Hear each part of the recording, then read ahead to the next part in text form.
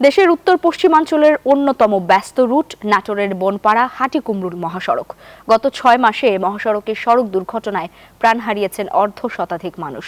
স্থানীয়দের অভিযোগ, মহাসড়কটি প্রয়োজনের তুলনায় অনেক সরু। এছাড়া দ্রুতগতির যান, ঝুঁকিপূর্ণ বাঁকে ওভারটেক করার প্রবণতার কারণেই ঘটছে দুর্ঘটনা। নাসিম উদ্দিন নাসিমের তথ্যচিত্রে ডেস্ক রিপোর্ট। নাটোরের বনপাড়া হাটিকুমরুল ব্যস্ততম মহাসড়ক। এই মহাসড়কে দুর্ঘটনায় প্রাণহানির খবর নিয়মিত। গেল ৬ মাসে এই মহাসড়কে প্রাণ হারিয়েছেন অর্ধশতাধিক মানুষ। বান্ডেল থাকলে প্রতি সেনমানিতে টাকা বাঁচবে। বিকাশ সেনমানি বান্ডেল কিনে জিতুন প্রতি লেনদেনে। স্থানীয়দের অভিযোগ, মহাসড়কটি প্রয়োজনের তুলনায় অনেক সরু। এছাড়া দ্রুতগতির যান, ঝুঁকিপূর্ণ বাঁকে ওভারটেক করার প্রবণতা এবং আইনশৃঙ্খলা বাহিনীর অবহেলা দুর্ঘটনার জন্য দায়ী বলে দাবি তাদের। প্রতিনিয়তই মানুষ মারা যাচ্ছে। যদি এই রাস্তাটা একটু বড় করা হয়, ঢাকা শহরের মতো 6 লাইন 4 লাইন করা হয়, তাহলে অনেকটা অ্যাক্সিডেন্ট কমে যাবে।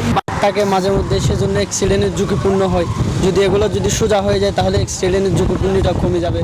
সড়কে 3 চাকার বাহনগুলো মূল সড়কে বীর দর্পে ছুটে বেড়ায়। এটাও দুর্ঘটনার একটি কারণ। মৃত্যু মিছিল থামাতে সড়ক প্রশস্ত করার দাবি স্থানীয়দের।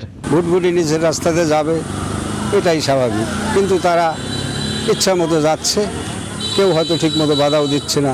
এদের জন্য যে আলাদা রাস্তা করে দিচ্ছে, এই ভুটভুটি, অটো, ভ্যান, রিক্সা, মোটরসাইকেল, এদের জন্য যে আলাদা রাস্তা করে দিয়েছে, এই রাস্তা ছাড়া ওরা এই হাই রোডে দিয়ে যায়, এই জন্য তো আরও বেশি দুর্ঘটনা ঘটে।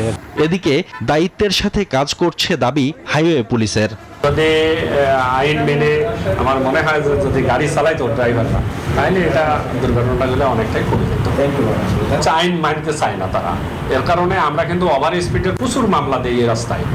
অধিকাংশ সময়ে মানে নাটোর ঢাকা রোডে আমরা কাজ করি।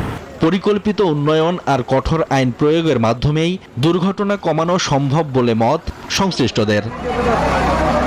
Desk report, news 24।